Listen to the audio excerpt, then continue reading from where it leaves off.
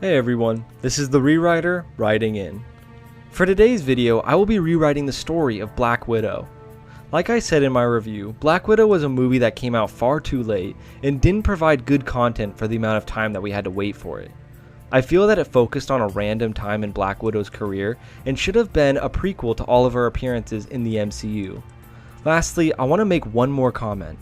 Just so that you have the right picture in your mind, when I refer to Dreykov, this is absolutely not what I want you to be picturing.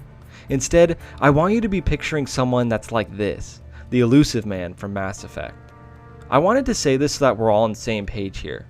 So, with this intro out of the way, let's dive into the rewritten story of Black Widow.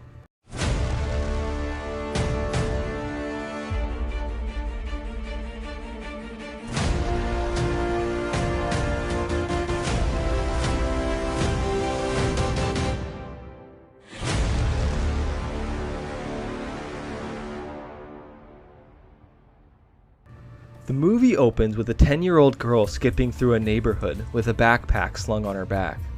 Once she arrives at a playground, she throws the backpack on the ground, jumping on the playset and swinging across the monkey bars. Her mom is seen in the background walking up to the playground, greeting her with a smile and asking how her day was. The young girl is too focused on the jungle gym in front of her to hear her mom. Her mom then walks over to her, grabbing her from the top of the monkey bars and tickling her on the way down. As they're both laughing, they see a car pull up in front of the house. The girl looks up as a big grin grows across her face. She sees her father and runs over to him. He lightly smiles at her as he opens his arms to greet her with a big hug. His wife stands up, walking over to him playfully, but slows her pace as she sees his face turn from a light smile to a sinking dread. He pulls out his briefcase from the trunk as the wife paces over to him. The father tells Stephanie to go inside and pack her bags. They're going to take a trip that they've always talked about. She gleefully goes inside as her mom slowly walks up to her father, noticing light amounts of blood on his knuckles and lower lip. She then whispers, telling Alex that it's too early. Once they enter their room, Alex begins anxiously packing his bags as Valerie tells him to calm down. Maybe they still have time. Alex snaps back, angrily telling her that they're out of time and that she needs to start packing. She questions him, asking how he screwed this up. "They were getting too close. I did what I had to," is all that Alex replies, but not before putting the briefcase on the bed, telling her that they have what they need. Shaking her head, she begins to pack her bags, reaching under the bed to grab the rest of their gear: bulletproof vests, SMGs, magnums, and grenades. Once Alex and Valerie open the door to their bedroom, they see Stephanie sitting at the table with her packed bag next to her. She is playing with two apples, rolling them into each other as they fall off the table. Alex walks over and crouches in front of her, asking if she's all ready to go, but is interrupted by knocking at the door. Alex darts his eyes at Valerie, whispering to take Stephanie out to the back. Stephanie innocently asks who that is, but is grabbed by her mom and led out to the backyard. Once they're out back, Alex stands back up and casually walks over to the front door, opening it slowly. Standing in front of him are two suited men, telling him that he needs to come with them. Alex steps back, telling them that they have the wrong house and that he has no idea what they want. They both pull out badges with the SHIELD logo, explaining that he is involved in a missing persons case, along with being in possession of illegal US intelligence, and that they once again demand that he come with them. Alex warns them one more time that they are making a mistake, and that they don't want to do this. They put their badges away, with one of the men forcefully grabbing him by the arm, while the other pulls out their pistol. "I warned you," Alex mutters, before crushing the man with the gun's knee with a kick, causing him to collapse to the ground, but not before unloading a shot from his pistol. Valerie quickly reaches over to cover Stephanie's ears, telling her that it's going to be okay.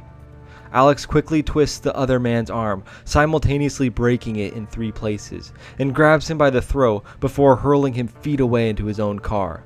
The man on the ground is screaming in agony as Alex puts his hand over the man's mouth, whispering in his ear, "Hail Hydra," before snapping his neck. Stephanie has her head in between her knees as tears begin to fall from her face. After all the commotion ended, Stephanie looked up to see her father coming out of the back door, waving his hand for her to come over to him.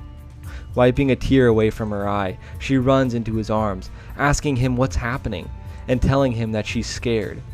Her father reassures her, telling her that this is all just a misunderstanding, but that they have to leave now. He tells her that he needs her to be brave, do it for him. She nods her head, and they both grab their bags and pack up the car. As they're strapping their seatbelts in, flashes of blue and red appear in the distance behind them, illuminating the night sky. Alex punches it, flying through the quiet streets of this suburban neighborhood. Stephanie looks out the window as houses fly by like blurs, with a sinking feeling inside of her that she'll never come back here again.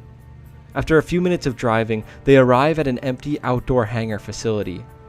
Once they hop out of the car, Alex and Valerie take a large tarp off of a small plane, with Alex casually lifting an abandoned turbine engine out of the way. Still attempting to process everything that was happening, Stephanie stood in disbelief, drowning out the sounds of her parents calling for her to get in the plane. She snaps out of it when her father shakes her, and then leads her up the steps to the plane. As Valerie gets in, several police vehicles fly in front of the plane, with Alex telling Valerie to start the engine and begin moving it out of the runway. Without hesitation, Alex slams the cockpit door shut, runs over to the car, and rips the car door off as a makeshift shield. Policemen rush out of their vehicles and make a perimeter, shouting over a megaphone to put the car door down and surrender, and nobody has to get hurt. Alex looks back at Valerie as they both nod their heads, and she shifts the gear, hurtling the plane forward. Alex turns forward and charges the police. They begin firing at him, making several bullet holes in the car door. And when he gets close enough, he jumps into the air and slams down, slicing one of the vehicles in half. He rushes in, slamming the door into the officers, sending them flying into the air. Bullet after bullet is being deflected off the door, as Alex has turned into a human wrecking ball. Back in the plane, Stephanie starts to cry again, telling her mom that she just wants to go home. Her mother looks back, telling her that they are going home, her true home, and that she just has to trust in her father and her that they're going to be okay. Stephanie nods her head and straps her seatbelt on. As they reach the runway, Valerie shouts out of the window for Alex to get over here before it's too late. Alex, hearing this, throws the door into the two of the police cars and runs with superhuman speed toward the wing of the plane. While he's running, more police vehicles pull up next to him and begin to open fire. He shimmies to the side of the car and rams his shoulder into it, creating a massive dent on the side of it that causes the vehicle to collide into the other one. More gunshots were being run out from behind him, but he was able to get close enough to the wing of the plane to jump on top of it, just as the plane was taking off in the air. Bullets whizzed past him as they scrambled to open the door to let Alex in. Once he fell into the passenger seat, he strapped himself in and settled into the chair, expecting a long flight. Hours later, daylight begins to shine through the windows of the plane as the ocean reflects the brilliant light from the sun. Stephanie looks down to see a small island with palm trees and a breeze that causes the branches to sway back and forth. Valerie and Alex inform her that they are going to be making a pit stop here in Cuba to meet up with a friend. She sits back in her chair, holding tightly onto a stuffed animal that she had pulled out of her bag. Once they land, they are greeted by a group of soldiers who escort them out of the plane. Just across the way from the plane, a limousine is pulled up with two soldiers standing on the sides of an open door, with a woman in a dress standing in front of them. Alex tells Stephanie to wait with her mom while he takes care of some business. He picks up his briefcase and walks over to the woman, informing her that he has the intel that they required. While they were talking, Stephanie looked over and could make out an individual sitting in the car, a man with shadows covering his face, and smoke puffing out from where his mouth was. This image frightened her, to which she grabbed onto her mom's hand, gripping it tightly. Once Alex handed over the briefcase to the woman, he walked over to the girls, put his hand on Stephanie's shoulder, and walked away with Valerie. Confused, Stephanie went to go follow her parents, but was grabbed violently by one of the guards. The stuffed animal dropped lifelessly onto the ground, and she began to scream for her parents, but they didn't even turn their heads back. She was yelling and flailing around. The guard continuously told her to shut up and threw her in the limousine across from the man, strapping her in. The man signaled with his hand for the soldier to back off. He left the car, and the woman hopped in next to the man, who was still covered by shadows. The soldier then banged twice on the side of the limo, and it began to drive away. The man began to speak with a deep, gravelly Russian accent, saying hello to the struggling girl. She ignored him, attempting to break free of the restraints placed on her, but he told her to calm down. There was nowhere to go. She cries, asking where her parents are. He replies that her parents left her. More tears flow as she struggles to comprehend the situation around her. He continues by saying that her parents don't love her. They never did, and that's why they left her. But he won't leave her. In fact, he'll give her a new home, with a new family, sisters, girls who are just like herself. That way, she'll never be alone ever again. Does that sound nice to you? He asks with an ominous tone. With fear and anguish in her heart, she slowly nods her head up and down. Good, very good, he answers as he puffs another heap of smoke into the air of the car. Suddenly, the car stops at a grimy storage site. The door is flung open, and she's grabbed forcibly and thrown out of the limo. She is then taken and put into a line with multiple other girls, some her age, some even younger than her, but all were terrified. Girl after girl is being grabbed and loaded onto trucks, while others are taken to the back. In a moment of fight or flight, Stephanie managed to take a knife that was on one of the guards' legs and stab him with it, attempting to run away. Multiple guards pull out their rifles to open fire, but they are stopped by the suited man. As she is running, she looks backwards and doesn't notice the guard in front of her, who grabs her and drags her back to the group. As she is flailing and crying, the man walks over to her, putting his hands on the side of her head and telling her that it's going to be okay. He explains that there are a lot of her sisters and that they have to be taken to their new home by many people. He further says that she can trust him. He's just a person like herself, even telling her that his name's Dreykov, and he used to be just like her when he was her age. He finishes by saying that he'll make sure she doesn't get hurt. She'll personally come with him. When she calms down, Dreykov walks over to the woman in the dress, telling her to keep an eye out for this one. She has potential. Dreykov then signals for the guards to get back to loading the girls while he puts his hand on Stephanie's shoulder, leading her to a private jet parked at the end of the site. Once they board the jet, they are whisked off to Moscow. Many hours later, they arrive at an estate, where Stephanie is now being taken by the hand and led by the woman in the dress. Upon looking at her, she was only around 9 years older or so than Stephanie. Going down a hallway, she looks to her right to see ballerinas practicing, and a voice shouting, "Again!" And on the left, girls sitting in front of computers, lifelessly gazing into the screens. The woman begins to speak, explaining that her name was Miss Drew, and that at this home, she will learn to become a proper woman and perform her tasks with obedience. She continues by saying that she believes Stephanie is special, and that she will help make the world a better place. As she finishes speaking, 3 girls are screaming and flailing as they are being dragged into a dark room. Miss Drew speaks up, saying that disobedience will not be tolerated here. Suddenly, after the commotion ends for a moment, the blast of gunshots can be heard, with flashes of light as silhouettes drop to the floor. She then asks, "You're going to be a good girl, right?" With her heart racing, she nods up and down, and the woman then brings her to her new room.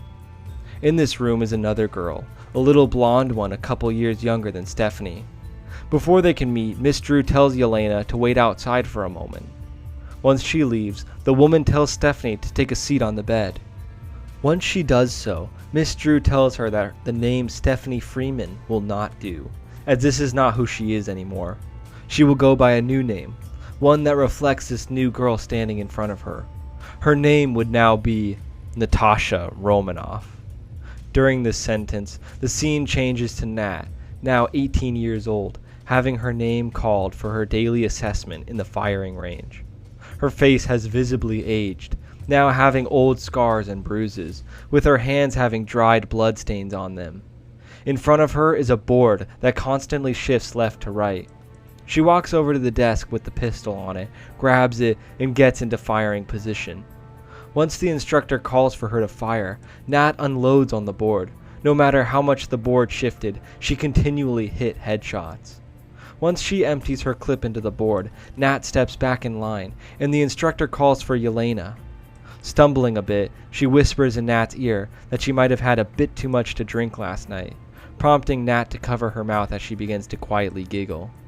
Once Yelena picks up the pistol, she begins to fire at the board, hitting the majority of her shots, but missing a few. Laughter can be heard from one of the girls, Melina, along with her other 2 friends. She remarks that after all these years, Yelena still has nothing to show for it. Yelena, snapping back, asks if Melina is aware that she does in fact have a gun in her hand, and further asking if she really wants to play with her own life like that. Nat then tells Melina to back off, and that she's tired of the constant jabs at her and Yelena. The instructor shouts at them to both be silent, remarking that Yelena was in fact off today, and will require additional training in place of study hours. Yelena sighs and shakes her head, and the instructor then calls Melina forward. Yelena remarks for Melina to try not to shoot herself this time. Melina forcefully grabs the pistol out of Yelena's hand, angrily telling her that that was a long time ago, and that she's going to outperform her with ease. With the pistol in hand, Melina twirls it a few times before locking onto her target and demolishing it with pinpoint accuracy. Melina turns around, looking at Nat and Yelena, and shrugs. Once the rest of the girls practice in the firing range, they then head over to their endurance training, that being their ballerina practice. In these exercises, they train their bodies to be incredibly flexible, while also ensuring that their bodies are strong and able to perform rigorous activities for hours on end. In the beginning, Nat's whole body would ache from after these practices, almost causing her to not even be able to walk. However, after time, she could feel her body getting stronger, her energy levels always up, and her alertness at its peak. These endurance exercises were so much more than just learning to dance. They improved movement skills, posture, and core strength, crafting these girls into weapons. During today's exercise, they had to perform a series of spinning twists in the air, followed by a running front flip where a girl would be caught in midair by one of the male instructors. Nat performed these exercises with no complaints, as she had seen too many times before what happens to the weak and complacent girls. No matter which part of her body felt sore, she continued to keep a straight face. After these exercises, it was on to study hour, where the girls would research a whole myriad of things, from political events around the world to differences in world cultures, to the study of different martial arts techniques. The topic would be vast every day, with the purpose of these study hours being that if these girls were to become widows, globe-trotting assassins, they would need to understand the world. Nat tried to soak up as much information as possible each day, expanding her knowledge of world events, as she had been training for years and felt that she deserved to become a widow. This was her whole purpose in life, and she wasn't going to let this opportunity slip past her like it did to so many others. The final bit of training for the day was martial arts. The widows are well versed in multiple fighting styles, Brazilian Jiu-Jitsu, Judo, Taekwondo, and more. The martial arts discipline being practiced this day was Vovinam, a particular grappling style that Nat gravitated to. Nat's sparring partner was Melina, which she greatly enjoyed, seeing as how she still had a bit of anger from this morning's spat. Melina, with a fire in her eyes and a sinister-looking smile, charged at Nat, not holding back. She flew at her, using a variety of kicks and sweeps to try to throw her off. But Nat was quick, and grappled Melina, spinning around her before using her legs to grab her by the neck and throw her onto the ground. Melina stayed on the ground a bit longer than she normally did, and when Nat walked over to mock her, Melina flew up and sliced Nat in the arm with a knife. Everyone sparring turned to look at these two, who were starting to get out of hand. Melina started to violently slash at Nat, nearly missing vital organs as the knife slid through the air. Nat was eventually able to swing around Melina, popping the knife out of her hand with her foot before it landed in Nat's hand. At this point, Melina was on the ground again, facing Nat, who had her knife pointed up against Melina's throat. The instructor then shouted out, "Enough!" as Nat struck the knife into the ground next to Melina's head. The instructor then ended practice for the evening, saying that they would pick it up in the morning.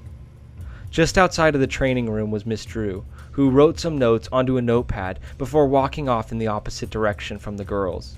She walks down the hallway and opens a door that says "Restricted Access, Authorized Personnel Only."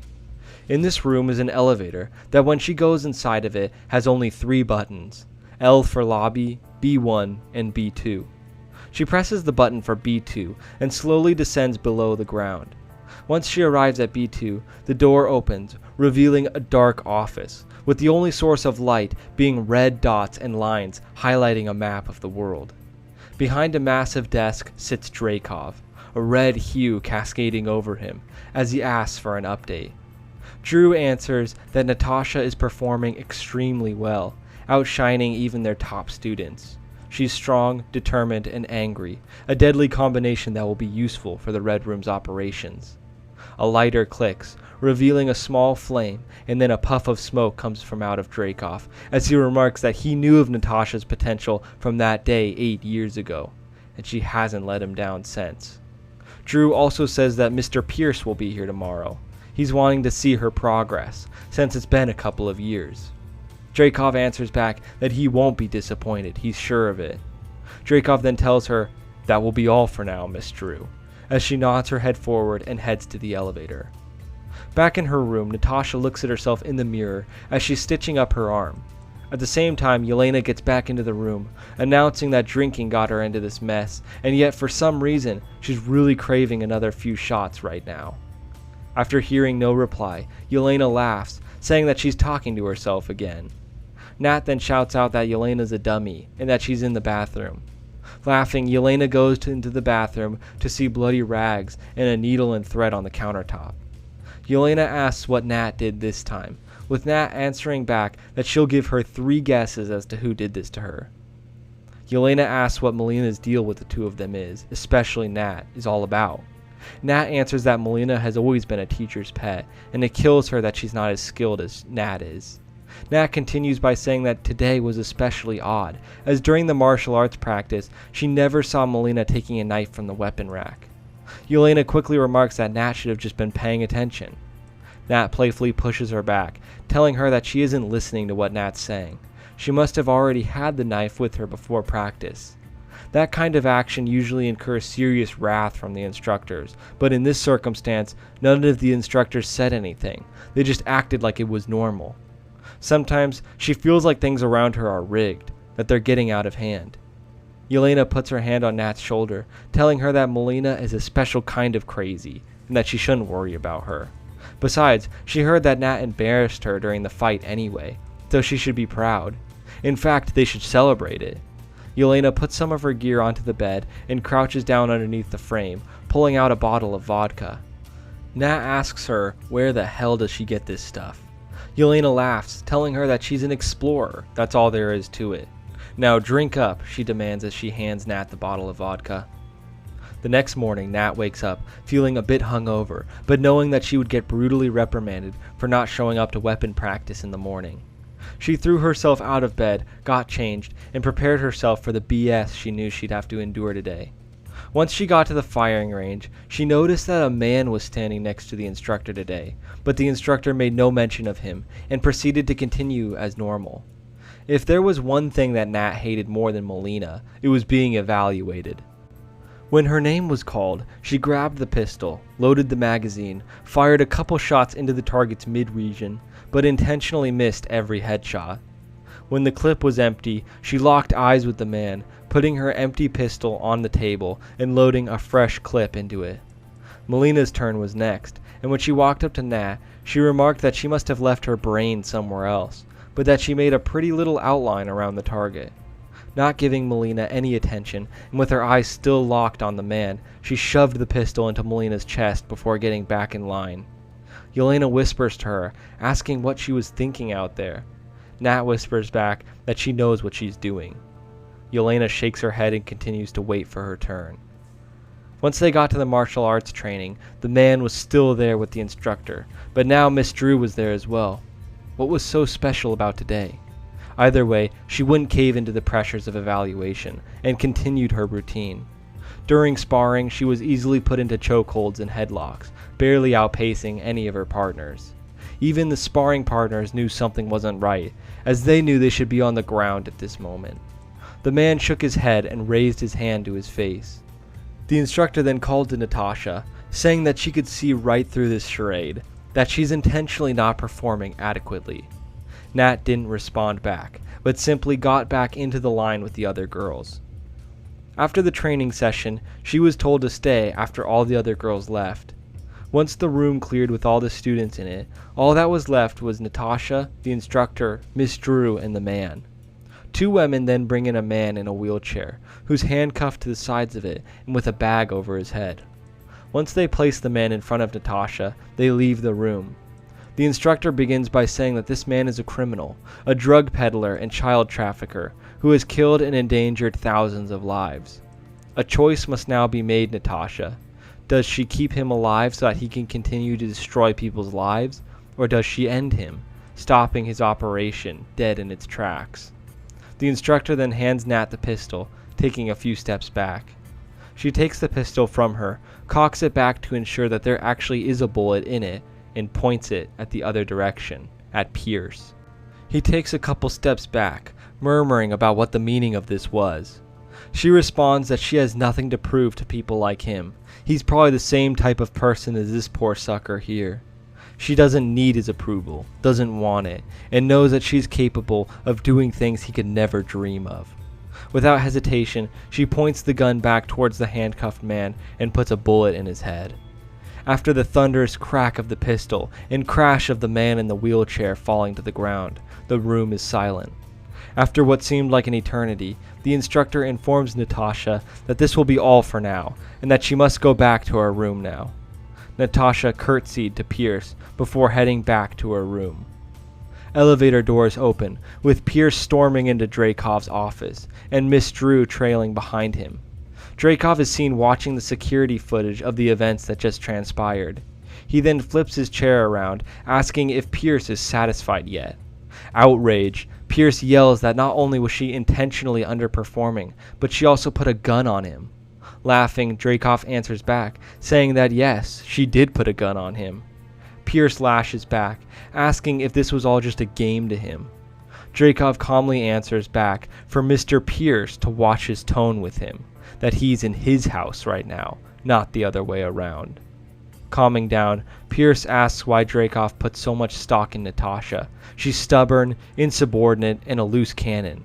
If it were up to him, she'd be terminated. Well, Dreykov responds, the decision of what to do with Natasha is ultimately up to me, and I decide that we're going to do the opposite of that.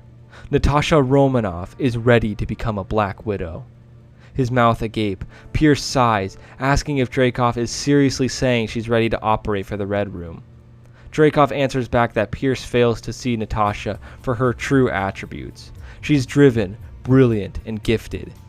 She has the potential to become the greatest widow the Red Room has ever seen. She might even put your precious soldier to shame, he says as he's putting out his cigar. Pierce frowns, saying that he sure hopes Dreykov knows what he's doing. Dreykov answers back that if Pierce questions him one more time, he'll find a new head for Hydra. That is what a Hydra does anyway, right? Pierce swallows and straightens his tie, thanking Dreykov for allowing him the privilege of visiting the Red Room, and that he'll stay in contact. Dreykov tells him to have a nice flight, and to watch his back, smiling with a sinister grin. Sweat drips from off his face as Pierce walks back to the elevator.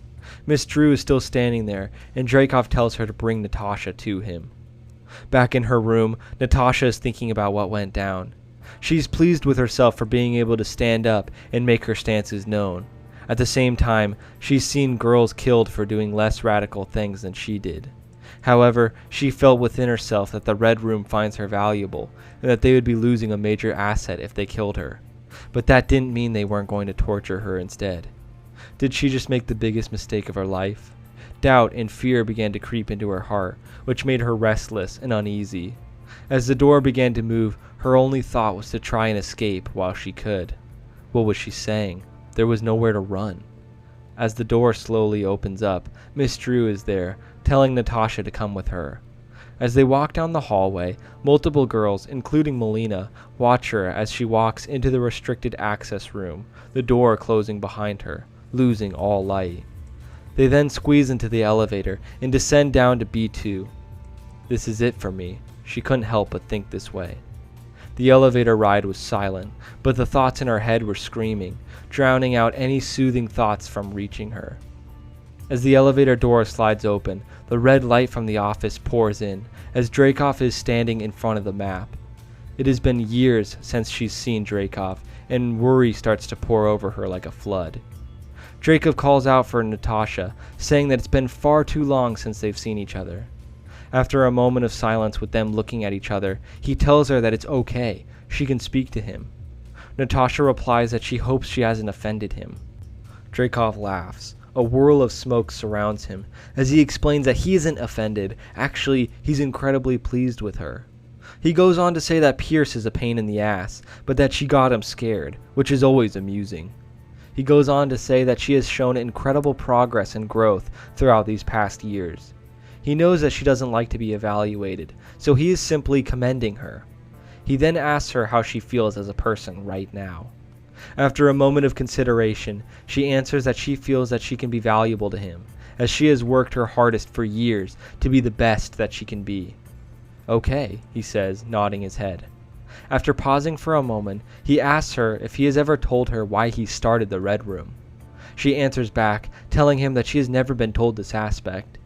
He then tells her to sit down at the chair in front of the desk, while he goes back to his chair behind the desk. He explains that in the wake of his father's death, he was given a large sum of money and acres of land. But he didn't want to sit on his hands and let these resources go to waste. He explains that he had an entrepreneurial spirit. He wanted to have a big idea that would change the world. In his pursuit of looking for this idea, he found himself driving along a road that brought him to an all-girls orphanage.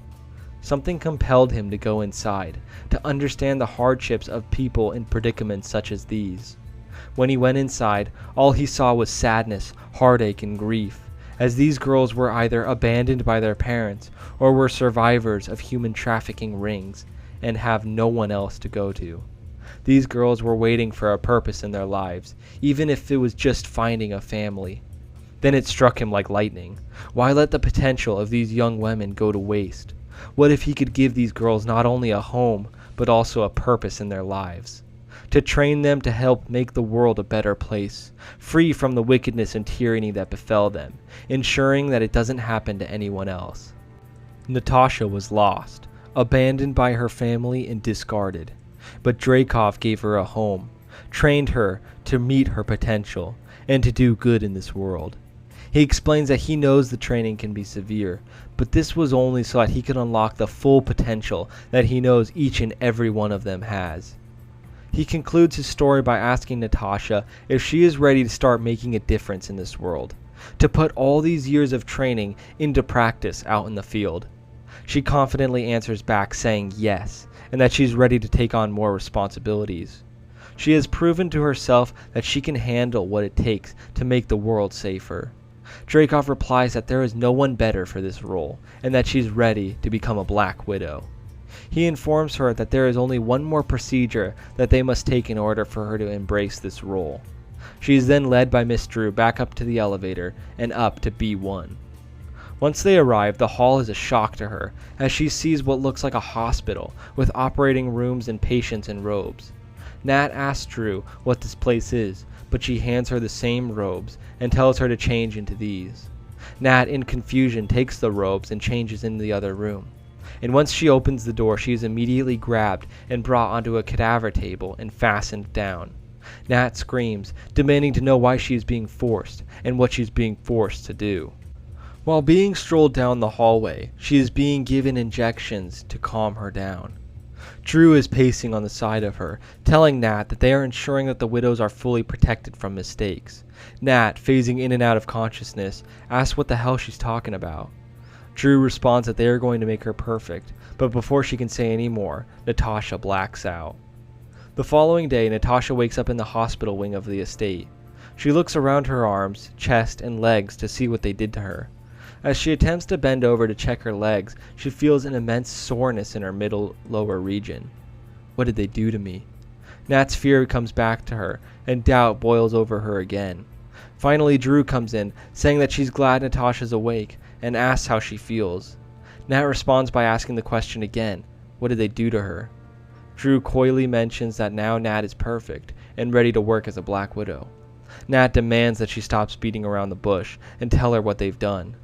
Drew, making a big sigh, says that they sterilized her, meaning that she can't have children.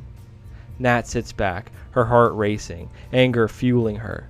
She then demands to know why they would make this decision for her, a major life decision. Drew responds that in order to be the most effective widow, one must not be able to become compromised should a situation arise between a widow and a target. At first, Natasha felt like she had mostly everything figured out, her purpose, what the Red Room was for.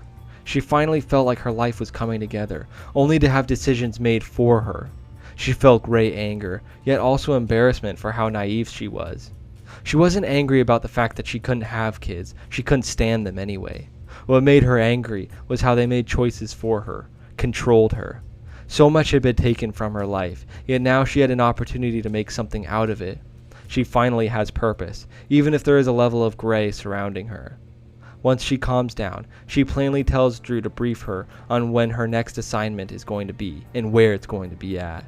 Drew tells her that she is to wait a week's time so that she can heal, and when she's ready, to come to the elevator and get back to B1, Dreykov's office. There she would be briefed about her new assignment. After spending this week alone with only her thoughts, she now feels ready to take on her new role as a Black Widow. She decided that she would channel her anger back onto her targets. She would be the lethal force that was required to make the world safer. Once she was ready, she saw a suit and some weapons on the countertop. This would be the first time she was able to carry a weapon inside the estate. The feeling was exhilarating, as everything that has happened in her life has brought her to this moment. She puts on the black suit, belt with Widow logo, Widow's Bite gauntlets, and twin Glock 26 pistols, and admires herself in the mirror, the birth of the Black Widow. She walked down the hall with a sense of entitlement, ready for the mission. Once she arrives back in Dreykov's office, he asks her how the suit feels. Feeling anger for the fact that he lied to her about the procedure, but still needing to keep her cool, she tells him that it fits her, and that she's ready for the mission. Dreykov answers back that he should hope so, seeing she got a week's worth of rest to prepare. He then signals for Miss Drew to fill her in on the details of the assignment. Miss Drew explains that her first mission should be a simple one. Her target is Anton Paczynski, a wealthy military technologies tycoon with a sizable and profitable facility in Paris. We've generously offered to pay him out multiple times to use his services to benefit our cause, but he's decided to attempt to blackmail us instead. Natasha's job is to get his attention at his favorite nightclub, Psychotic, and bring him back to his mansion. He'll be in the VIP booth, probably with a bodyguard, and whatever woman he's trying to woo. Once they are back at his house, she must get Paczynski to hand over his facility in whatever way she sees fit. Miss Drew raises her finger up, telling her one last thing before she goes. She explains that the weapons on her gauntlets are called Widow's Bite. Once activated, these gauntlets will become electroshock weapons, which project electrical discharges into anyone that she fires at. This will stun them but not kill them. However, they can be easily killed by sticking a knife in them when they're on the ground, so she's not out of options. As Drew is explaining the weapons, Nat turns them on, a blue light engaging from them and giving off their signature glow. Nat comments that these will do just fine, and Dreykov wishes her good luck on her first assignment. Miss Drew then takes Natasha and leads her to the hangar bay behind the estate. Many hours later, Natasha is outside the packed and bustling nightclub, Psychotic. Taking a couple of deep breaths, she calms down and begins to head inside. Natasha is wearing a black mini dress with red accents, which complements her red hair beautifully. She's wearing makeup, but not too much so that it will smear and look unattractive when dancing in the club, and she has a silver necklace on. Being in an outfit like this, looking like this even, was so foreign to her, as all she has worn for years now is her training uniform. To actually feel like a woman and not a weapon was something she was becoming all too unfamiliar with. However, she is still a weapon, just disguised as a beautiful woman. Once she walks into the club, she already notices multiple guys checking her out. It actually feels good to her, but she can't let it distract her from her mission. Once she reaches the bar, she tells the bartender to bring her a vodka martini and begins to survey the club. So many dancing, drunk fools flailing their arms while being drenched in sweat. The music made her heart pound, and the strobe lights painted the partiers in white light. Surprisingly, she felt in her element here. There were plenty of distractions, multiple exits, and lots of ways to get her job done. She finally spots him, wearing a sparkling sport coat and black pants. A large bodyguard is standing next to him with his hands down in front of him, and a woman in a pink dress is sitting next to Anton. Once Nat's drink gets to her, she downs it in one gulp and proceeds to move toward her target. As she is arriving at the dance floor, she notices that the woman next to Anton looks disgusted as he is trying to put his hands on her legs. He's giggling like a child until she slaps his hands away, calling him what looked like by her lips a creep, and storms away from him. He mouths off to her and continues to chug his drinks like water. Once Nat is close enough so that he can see her, she begins to dance, moving her body in ways none of the other people could. She looked perfect out there, a gorgeous woman showing off what makes her stunning. Finally, the two of them lock eyes, and she uses her finger to signal to him to come over to her. His eyes light up, and he slams the empty drink onto the glass table before stumbling onto the dance floor next to her. He begins to call her gorgeous, saying that he's never seen an angel like her here before. She laughs, telling him that flattery will only get him so far. He laughs, telling her that she's seen nothing yet. He begins to dance horribly, flopping his body around like a sack of potatoes. He has no rhythm, and Natasha has to constantly hide her laughter and embarrassment for him. After his display, she says that was pretty good, and that he looks like he knows what he's doing. He surprisingly confides in her, telling her that no girls ever compliment him like she just did. She replies back that he's worth complimenting, and she's glad she found him here tonight. He begins to put his hands on her waist, saying that he's in love with her. The stench of the abundance of alcohol on his breath was starting to make her queasy, so she knew she had to speed this process up a bit. She asks him if they could maybe go back to his place, as she is only going to be in town one more night and would like it to be a memorable one. Giddy with excitement, he tells her that he'll get his guy to start up the car and bring it to the front. He then races off to tell the bodyguard, while she leaves and grabs her bag of equipment from the secure location that she stowed it in. Once she has her things, she meets him out front as the guard opens the limo for them to get in. Anton asks what's in the bag, which Nat replies that she has some fun things for tonight. Anton chuckles and tells his driver to step on it. Once they arrive at his mega mansion, he gives her a tour of his place, bragging about all his wealth that was passed down from him by his dead father. She monitors the house, seeing a couple security cameras, as well as roughly 10 guards in and around the mansion. Nat asks him what he does for a living, and he responds that he's just holding on to some business that his father had. He doesn't really care about it. Nat is surprised, and asks him why he doesn't just sell that business and live off the payout for the rest of his life. He answers back that it's a family business, so no one's going to make profits off it except him. He goes on to say that he keeps getting these annoying offers to sell, but he's tired of it. Just leave him alone is his motto. Once they arrive at the master bedroom, he tells her that he can't wait for the activities of the evening. She then tells him to get himself ready, and she'll go downstairs and slip into something a bit more comfortable. With a big grin on his face, he attempts to kiss her on the cheek, but she puts her finger up, saying that he has to wait a bit longer. Once he stumbles into his room and closes the door, Nat brings the bag in her hand into the downstairs bathroom and changes into her suit, attaching her weapons into their slots. She can't squeeze the information out of that weasel without eliminating his security first. The last thing she needs is the police banging at the door. Once she has her equipment ready, she slides the bag under the counter and gets to work. Knocking out the cameras was the first priority. Using her widow's bite, she carefully navigated around the men protecting the perimeter and aimed at one of the corner cameras. Firing a silent shot, she fried the camera watching the south side of the building. Just as she ducked behind the wall, a guard rounded the far corner and was walking toward her. When he got into position near her, she grabbed him from the shadows and pulled him into the darkness, with only the sound of a breaking neck being heard. She continued to take down a few of the other guards on this side of the mansion, killing them and disposing of the bodies. Once she hid the body, it was onto the second camera located on the east side. The problem with this one was that it was being viewed from by a man with a bulky looking tablet. Looking around, she finds yet another bathroom. Poking her head out of the bathroom door, she asks the guard if he could help her unzip something. With a smirk, the guard walks over, telling her that he can do whatever she wants to him. When he gets inside, he is immediately slammed into the wall and kicked in the face. Using the tablet, she deactivates the second camera. The last camera is one that is looking over the door to the master bedroom, which this door is also being protected by 2 guards standing in front of it. Knowing that these were the last of the guards, she decided to take a more aggressive approach. Running towards them, they look visibly confused, but then pull out their batons. While running, she flips in the air to shoot a widow's bite at the last camera, and when she lands, she flies at one of the other guards, grappling him and spinning around until she launches him onto the ground. The other guard swings his baton at her and completely misses, causing him to stumble forward. She uses his lost momentum to roll over his back and knee him in the jaw. The guard falls down, clutching at his face. The thrown guard gets back up, but is quickly dropped back down when she slams the baton into his forehead, creating a lethal dent in it. The other guard gets back up with a bloody nose and charges at her, but she quickly sidesteps and punches him off the second story.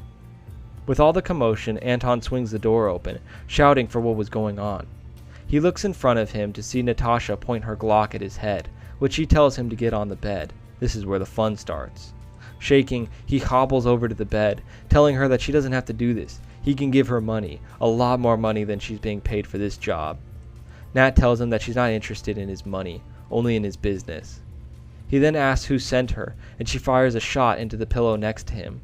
He jumps up in fright, and she tells him that she's the one asking the questions. She further demands that he let her clients take a hold of his property, seeing how he doesn't really care that much about it anyway. He shivers, telling her that he won't hand over his business. It's his, and he won't be threatened into doing so. She chuckles, telling him that it's cute that he thinks he looks tough right now, because all she sees is a terrified little boy who's just short of pissing his own pants. He yells that he won't be mocked, and that his guards will take care of her. She then shows him a cluster of badges and throws them on the bed, asking if these are the guards that he's referencing. Fear drips from off his face, clearer than his sweat does, and she tells him that she's getting bored with him, and to just do what she asks, and he doesn't have to get hurt. Throwing his hands in the air, he admits defeat, and tells her that he has to transfer the ownership via his computer located at the desk in his office. She uses her gun to signal for him to get up, and follows behind him, holding her gun to his head so he doesn't try anything funny. At the computer, she sees him accessing restricted files and corporate level access. He asks her what the username of her client is so that he can transfer ownership. She tells him that the username is RR1964. Clicking a few more buttons, he tells her that the transfer is complete and to get as far away from him as possible. As she turns around to walk away, she hears him finally pulling out the gun that was not so secretly taped under the desk, and she ducks down, shooting him twice in the chest as he falls to the ground. She then walks back over to the computer to ensure that he did transfer the ownership, and when it's confirmed, she contacts Miss Drew, requesting for a pickup at her location. When Natasha arrives back at the estate in Moscow, she is escorted by Miss Drew back to Draykov's office. Dreykov, in his usual position, is seen monitoring a screen while lighting up a new cigar. He commends her, telling her that she did excellent on this mission. No hiccups, no debacles, nothing. He is impressed with the speed at which she accomplished this mission as well. Natasha informs him that the target had to be taken out. There was no other way around it. Dreykov answers back that with no witnesses comes no bad press, so she did them a service on this one as well. He continues by saying that this facility will be incredibly beneficial to the work that they do here, and Natasha is now a vital aspect of that work. He tells her that she may go back to her room, and that she will be briefed for her next mission soon. When Natasha leaves, Dreykov goes on the phone with Pierce. He explains to him that Natasha performed adequately on her mission, despite Pierce's trepidation. As a result of her success, additional funding and resources can be poured into Project Insight's development. Pierce says that he made a mistake in assuming Natasha wasn't right for being a widow, and he won't question Dreykov again. Dreykov, puffing another plume of smoke, answers that he should have figured that out years ago, and that he wants consistent updates on Insight as it's in development. Pierce explains that Project Insight won't be ready for several years. Dreykov replies that he's a patient man, and asks if Pierce has the same level of patience as him. Pierce says that he can afford to wait a few more years, as long as the Red Room has his back. Dreykov informs him that as long as he follows orders and does as he's told, he'll be just fine. Dreykov ends the call, watching the map become highlighted in even more red, and smirks while drinking a shot of his whiskey. 2 years go by, with Natasha taking on all manner of adversaries, from rival assassins to hitmen to ninjas, all in the name of making the world a safer place. All the girls look at her differently now. Some envy and despise her, while others look up to her as inspiration.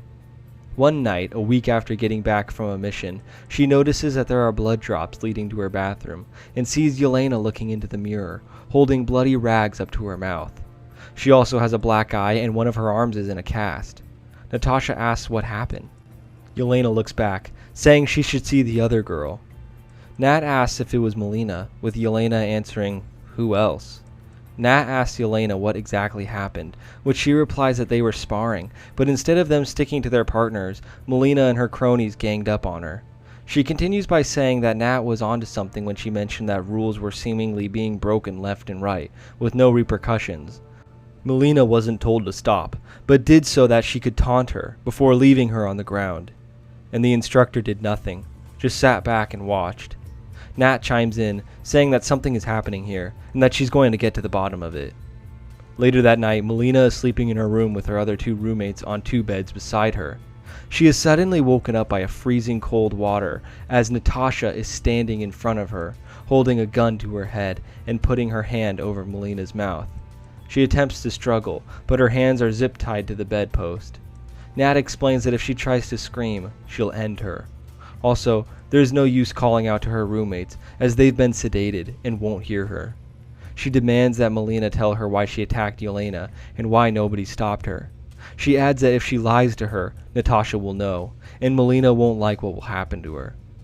Nat moves her hand from Melina's mouth while raising the gun back to her head. Melina, shivering, mumbles that they'll kill her if she doesn't do it. Nat snaps back, asking what she means by this, and she continues that Dreykov approached her years ago, telling her that Natasha was their most gifted student, and that she must be driven to her top performance.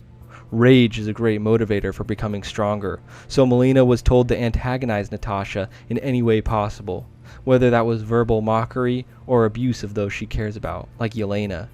Everyone here knows the attachments that the two of them have, an obvious weakness that Dreykov told her to exploit. In return, Melina would be on the fast track to becoming a widow. If she refused, she'd be killed, and no one would ever know that she existed.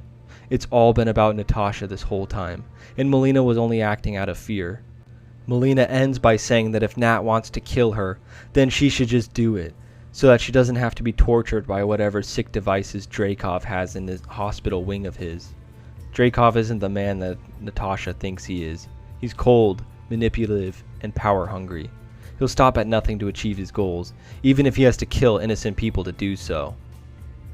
Natasha's head begins to swim, listening to Melina, while also thinking about the things Dreykov said, about changing the world for the better. She fully believed that he intended on making good on his promises of making the world safer, but things weren't as they seemed. Even within his own organization, Dreykov was manipulating and torturing his own widows. The gun in Nat's hand began to shake, and she finally lowers it. Melina confesses that she never had problems with her or Yelena, but he would kill her if she didn't do what he wanted. Nat holsters her pistol and cuts the zip ties off of Melina before throwing her a towel. Nat then explains to her that she has to keep up appearances, they all do, or Dreykov will know that things have changed.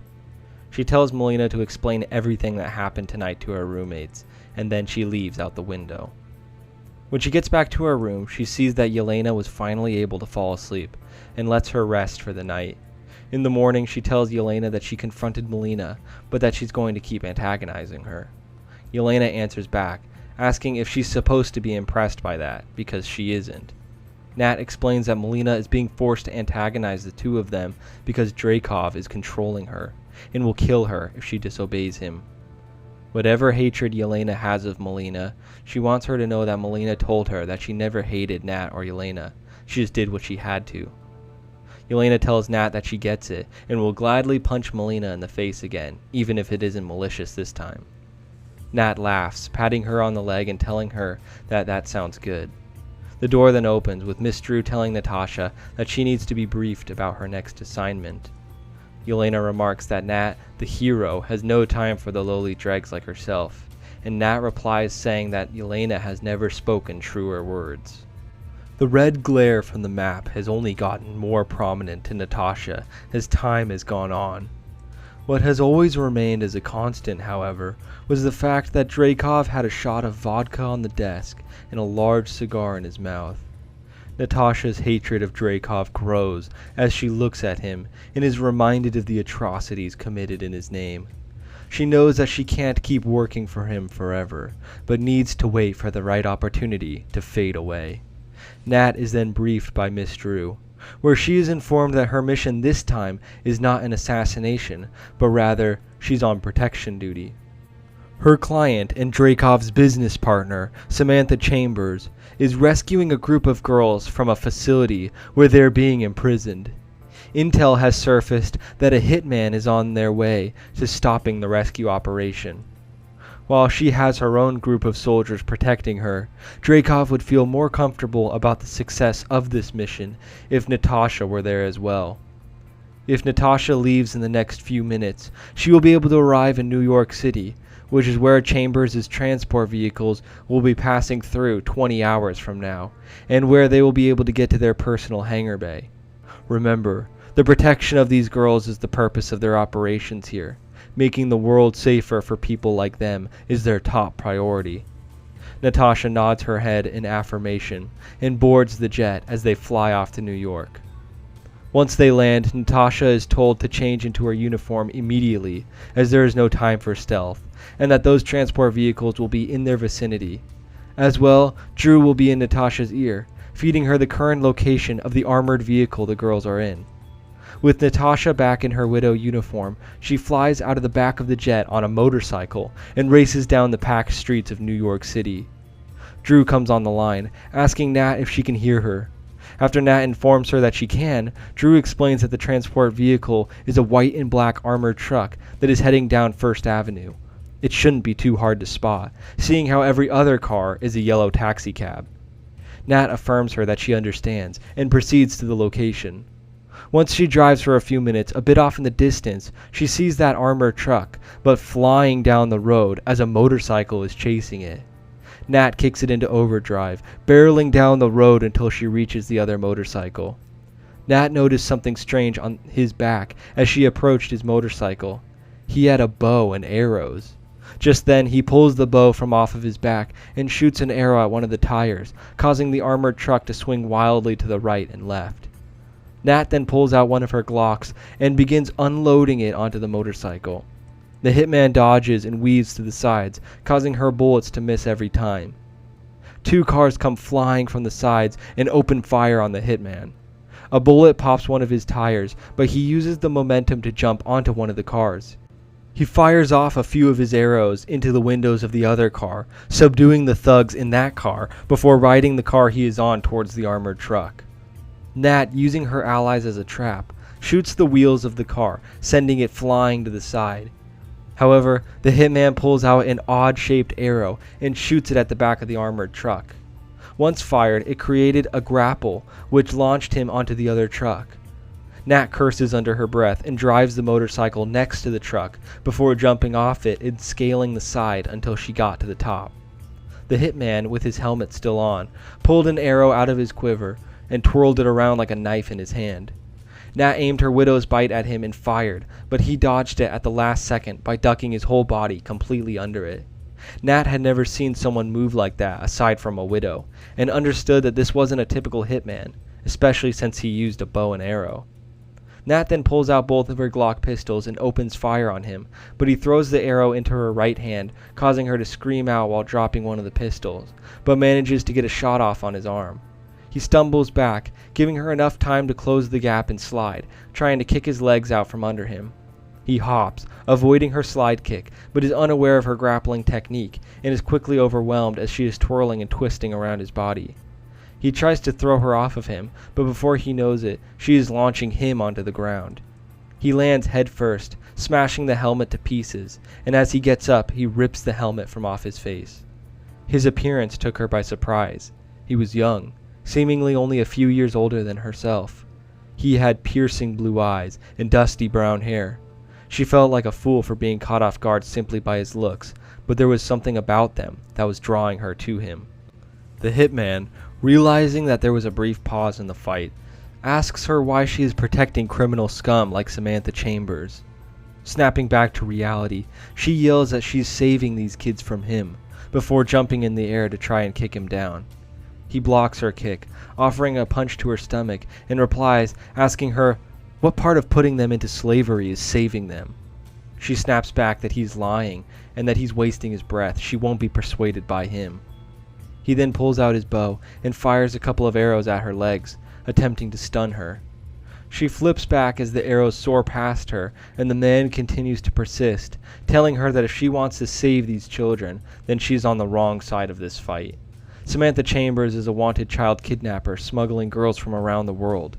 With speed and efficiency, the man flips in the air over her, shooting an explosive arrow at the padlocked back door, while simultaneously throwing mini knives into the wheels, causing the vehicle to hurtle towards a building.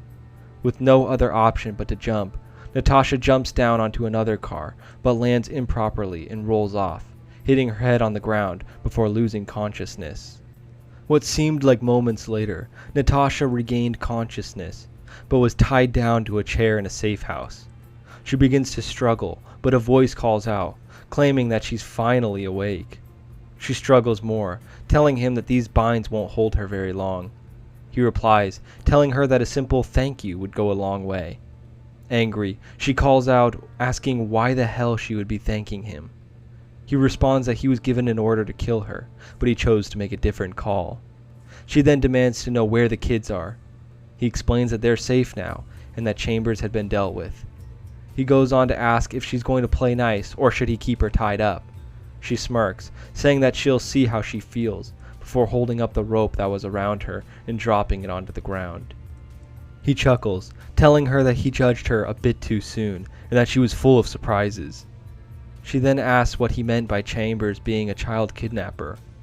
He explains that she is a part of some shadowy organization that kidnaps children, but they've never been able to figure out why. He goes on to say that whoever hired her has been lying to her, as she really did believe that she was rescuing these kids. However, it's even worse. He then puts a laptop onto the desk in front of her.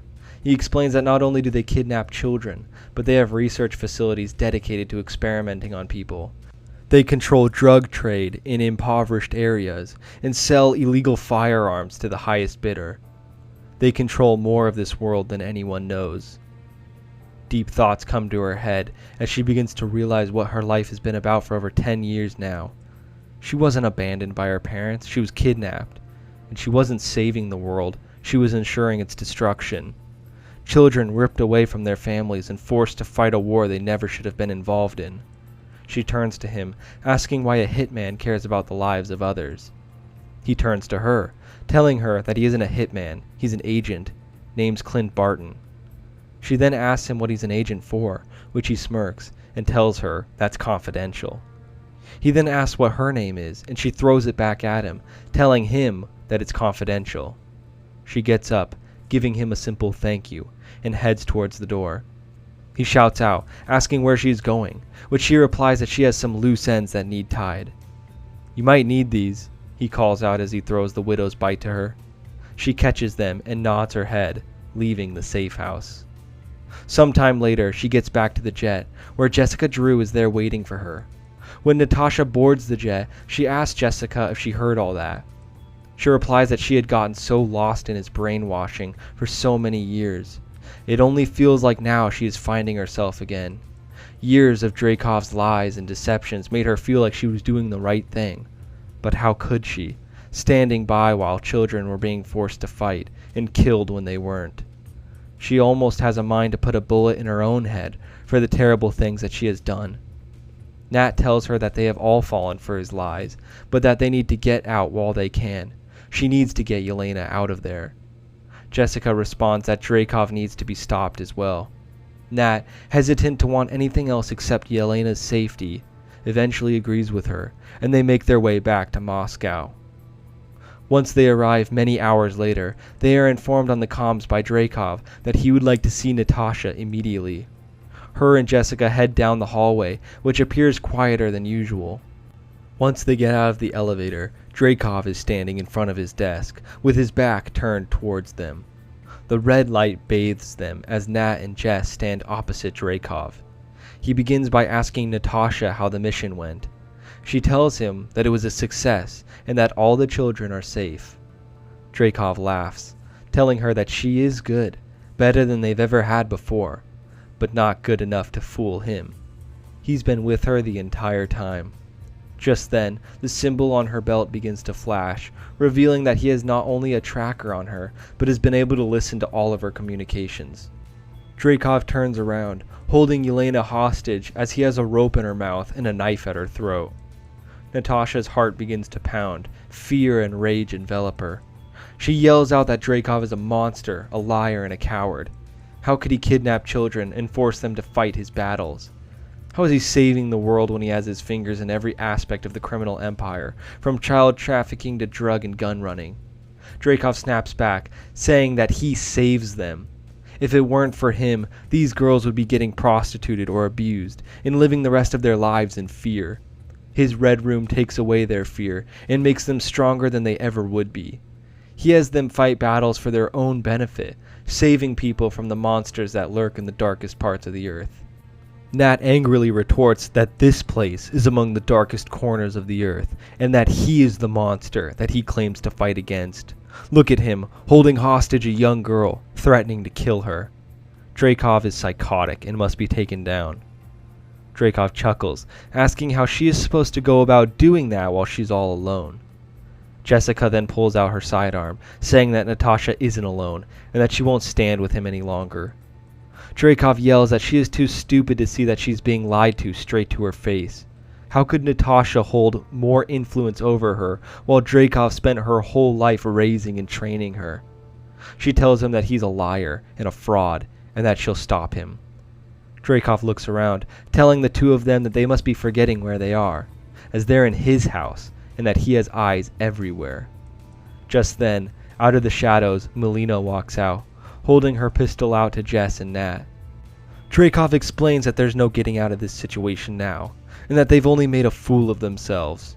But he is a generous man, and is giving them till the count of 3 before Melina guns them down, and Yelena joins them. With all of their weapons drawn, this is a standstill, and Dreykov begins counting.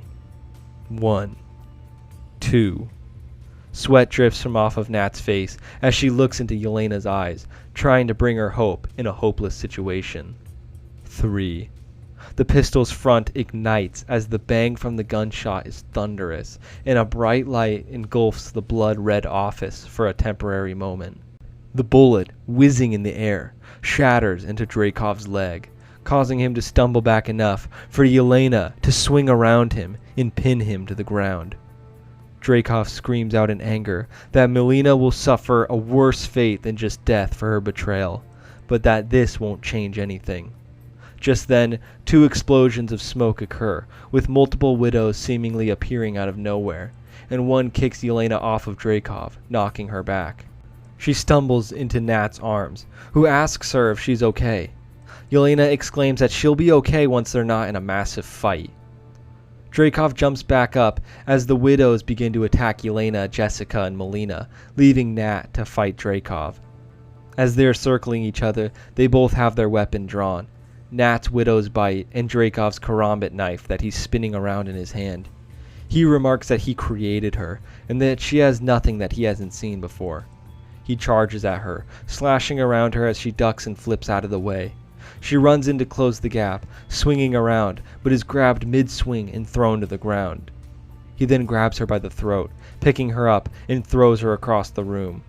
Yelena and Melina are finally teaming up, with Yelena rolling off of Melina's back, kicking the widow that was attacking Melina in the face, while Melina ducks down and kicks the widow attacking Yelena in the knee, dropping her to the ground.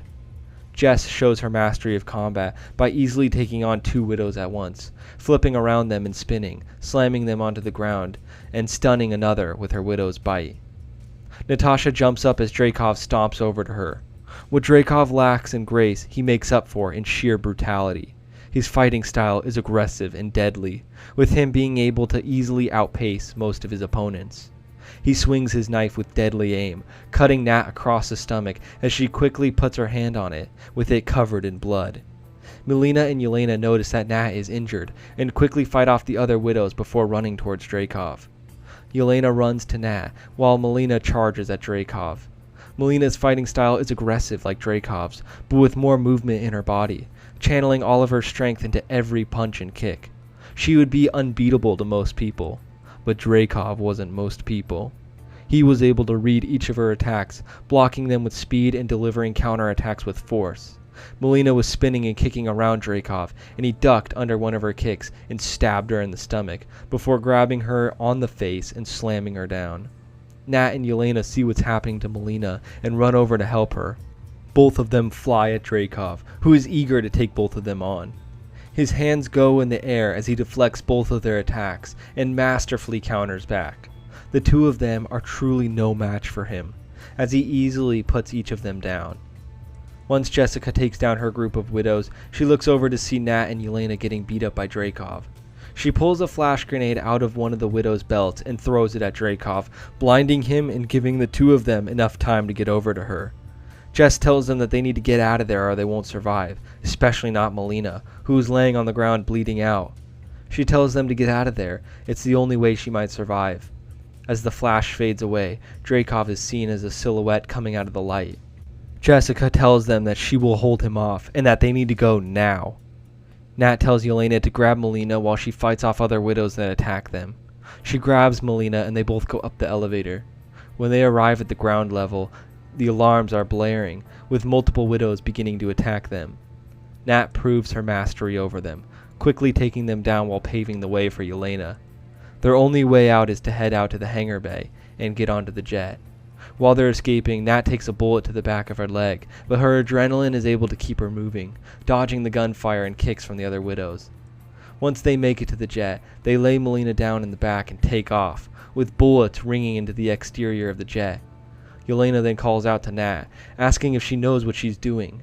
Nat replies, saying, "Not exactly, but that practice makes perfect, right?" Yelena rolls her eyes, saying to herself that they're all doomed. Melina then wakes up and asks where they are. Yelena tells her that they got out of the Red Room, but that she got badly injured by Dreykov. She then asks where Jessica is, and Nat tells her that she stayed back to keep Dreykov at bay.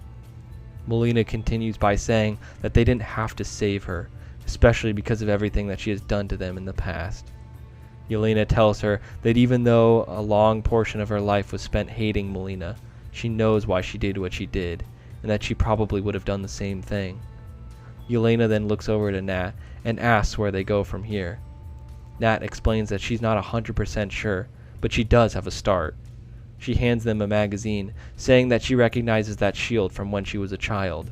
The article reads, "USSR's own Red Guardian in custody following shocking betrayal." Nat then says that if anyone can help them take down Dreykov, it was him. Back at the Red Room, Dreykov is seen sitting back at his desk, even though his office is in shambles. Jess, along with many other widows, are dead on the ground around him. Dreykov then picks up a phone from off the ground and dials a number. After a brief pause, he says that she got away, but that the Red Room is still operational. However, a rogue widow is a dangerous adversary and must be taken down. After a voice can be heard on the phone, Dreykov answers back, saying, "Yes, send in the Winter Soldier." So, that's the rewritten story of Black Widow. Thank you all so much for watching. I really hope that you enjoyed this one. It's been a while since I've done one of these, and I thoroughly enjoyed it.